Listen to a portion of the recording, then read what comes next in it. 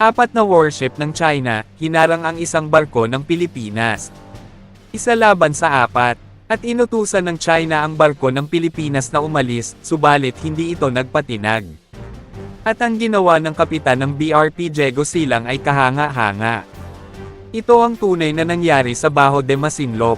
Bago natin panoorin ang aktwal na engkwentro, alamin muna natin kung bakit pinag-aawayan ang lugar na ito.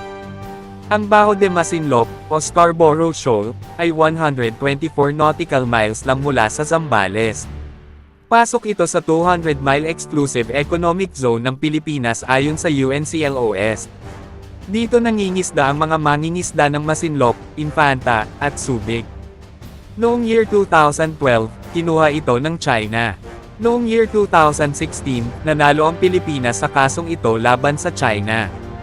Pero hanggang ngayon, hinaharangan pa rin ng China ang mga bangka at barko natin. At noong June 21, 2026, sinubukan na naman nilang humarang. Pero iba na ang sumalubong sa kanila. Ito ang BRP Diego Silang, FFG-07. Isa sa mga pinakabagong frigate ng Philippine Navy. Noong Sabado, June 21, 2026. 6 o'clock in the morning. Routine patrol lang dapat. Ang BRP Diego Silang, sa ilalim ni Kapitan John Percy Alpost, ay patungo sa Scarborough para i-assert ang maritime rights ng Pilipinas. 6:30 in the morning, may nakita silang isang Chinese ship sa radar, ang galaw nito ay normal lang. Nagbabantay lang. 9 o'clock in the morning, naging 2. 11 o'clock in the morning, naging 4. Ayon sa ulat ng 24 Oras Weekend, ito ang 4 na barko ng China na sumalubong. Una, ang Chinese Navy Warship 554. Isang Jiangkai-class frigate na may 32 missile. Pangalawa, ang Warship 555. Kambal ng 554. Pangatlo, isang Jiangdao-class corvette. Mas maliit pero mabilis. Pang-apat, isang auxiliary tanker. Ibig sabihin, handa silang magtagal sa lugar. Nagkaroon ng palitan ng radio challenges. Sabi ng China, BRP Diego Silang, umalis kayo. Pumasok kayo sa teritoryo ng China. Sagot ng Philippine Navy, negative. Nagsasagawa kami ng legal na maritime patrol sa loob ng EEZ ng Pilipinas ayon sa UNCLOS. Kayo ang lumayo, outnumbered, outgunned. Pero sa halip na umatras, nag-full speed ahead si Kapitan Alpost. 18 knots, diretso sa Scarborough. Sa ganitong sitwasyon, 3 ang pagpipilian ng isang kapitan. Una, umatras. Pero kapag umatras ka, para mo na ring inamin na sa kanila ang lugar. Pangalawa, makipagbanggaan. Pero gyera na ang ibig sabihin noon. Pangatlo, magpakita ng presensya ng hindi nagpapaputok. Pinili ni Kapitan Alpost ang pangatlong opsyon. 11:45 in the morning, ibinigay niya ang utos, ihanda ang Agusta 109. Magpalipad sa command ko. Ang Agusta 109 i-power ay hindi attack helicopter.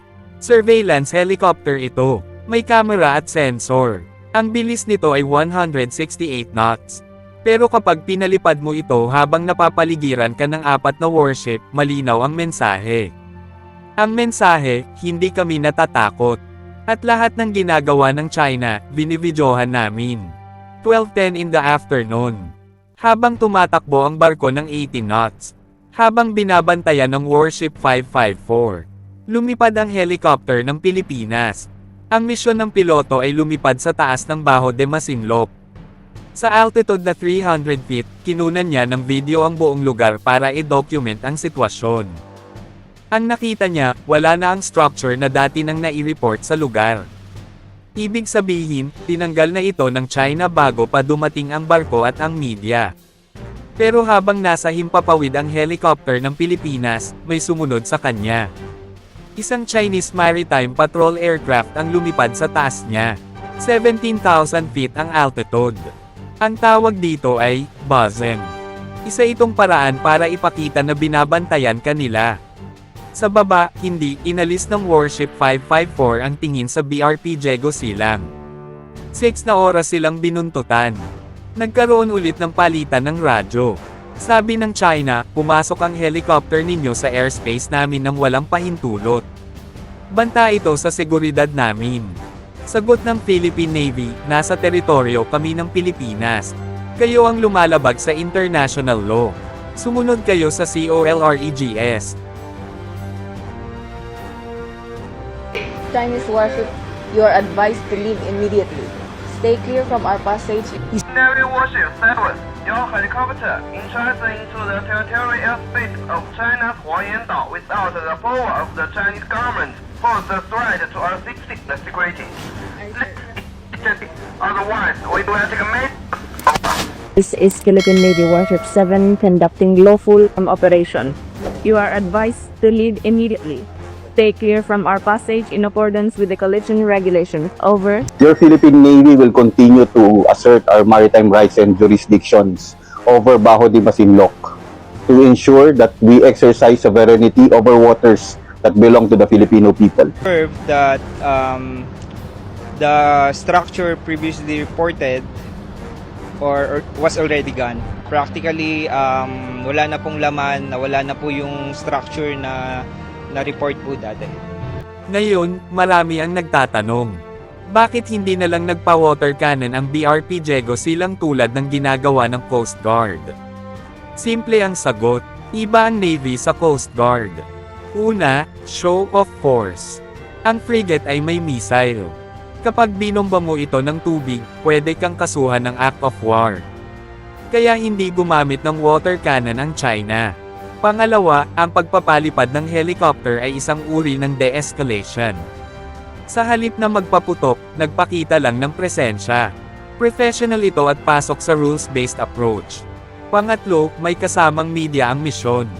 Alam ng China na kapag may mali silang ginawa, makikita ito ng buong mundo.